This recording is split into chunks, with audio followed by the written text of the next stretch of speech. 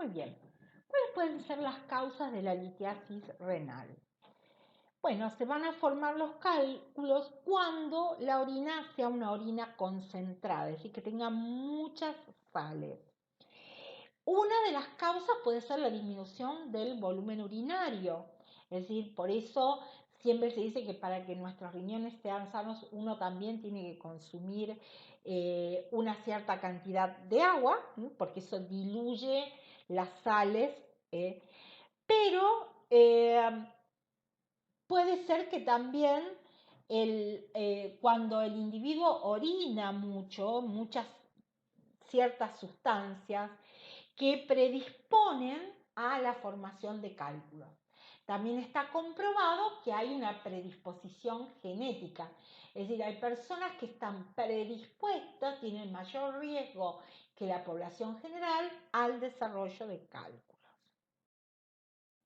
Bueno, los cálculos, nosotros en general en el laboratorio analizamos los cálculos. Muchas veces al médico le interesa saber, una vez extraído el cálculo, o que el individuo despidió el cálculo solo, de qué están compuestos. Entonces nosotros ahí en el laboratorio lo que hacemos es el estudio químico del cálculo. Los cálculos más comunes que ustedes van a analizar en el laboratorio tienen oxalato de calcio. Estos son los más frecuentes.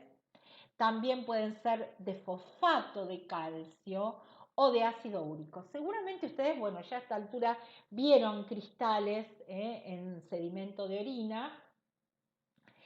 Cuando esos cristales están en gran cantidad, si en una orina concentrada, puede que esos cristales finalmente precipiten y se depositen dentro de los riñones o lleguen a nivel de los uréteres o la vejiga.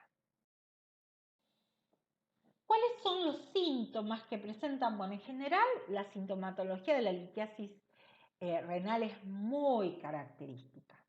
De hecho, la mayor parte que lo sufren expresan que es muy similar a los dolores de parto.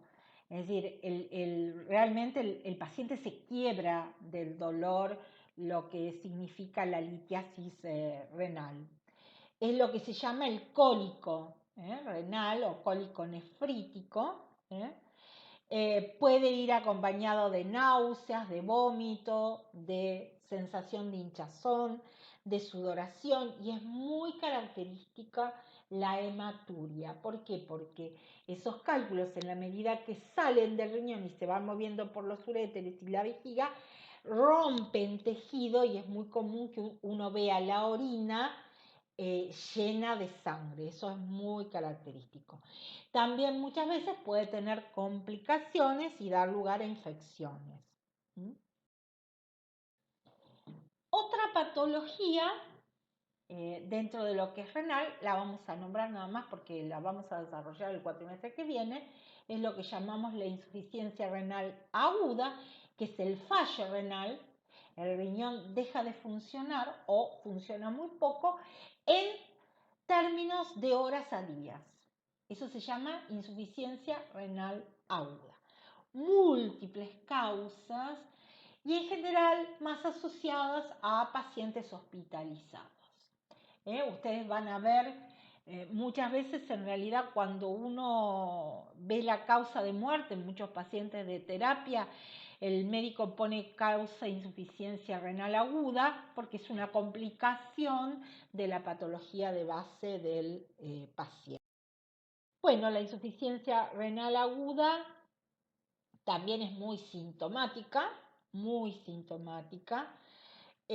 justamente por el dolor que produce, aumento de la presión arterial, el paciente también puede presentar náuseas o vómitos y otra característica es el edema.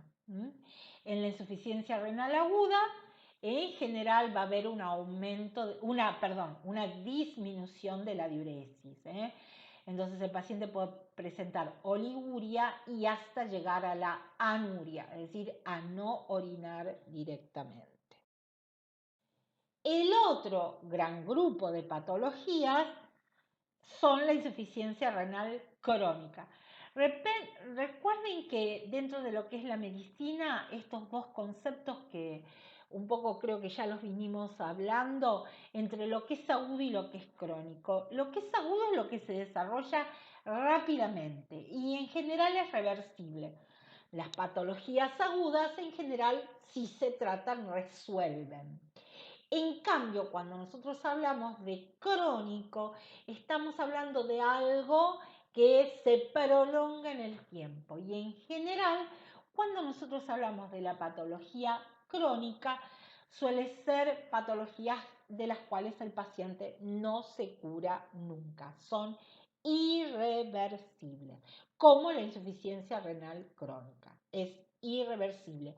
Hay un deterioro progresivo e irreversible de la función renal. Otra patología, la gota. ¿Qué es la gota? Es el aumento de úrico en sangre, la hiperuricemia. ¿Por qué? Porque hay un desequilibrio entre la formación de ácido úrico y la eliminación. Las causas pueden ser muchísimas, desde patologías heredadas hasta pueden ser patologías, la aparición de la gota es secundario a otra patología. El úrico básicamente es un producto de desecho y lo eliminamos por riñón. En general, en condiciones normales, el ácido úrico se reabsorbe en el proximal, pero hay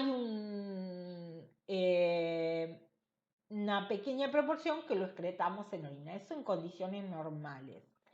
Ahora, en el caso de los pacientes con gota, tienen una disminución en la excreción renal del ácido úrico, por lo tanto lo acumulan.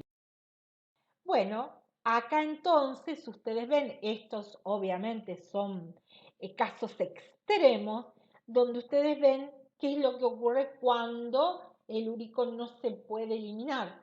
Comienza a depositarse, básicamente, ¿dónde? En las articulaciones. Estos depósitos se producen por debajo de la piel o pueden producir cálculos a nivel renal. Son sumamente dolorosos y por supuesto afectan totalmente la movilidad del individuo. Bueno, con esto entonces terminamos la primera parte, la seguimos la clase que viene. La primera parte de renal, léanlo, vuelvo a decirle, no es simple. La semana que viene vemos el segundo power y les mando el trabajo práctico de esta unidad. Y nuevamente, cualquier duda que tengan respecto a entender los procesos renales, no tienen más que mandarme un WhatsApp o por vía mail, comunicarse conmigo y vamos viendo las diferentes dudas que les crea este tema, que es bastante complicado. Debo admitir que renal no es justamente uno de los temas más simples. Bueno, nos vemos la clase próxima. Hasta luego.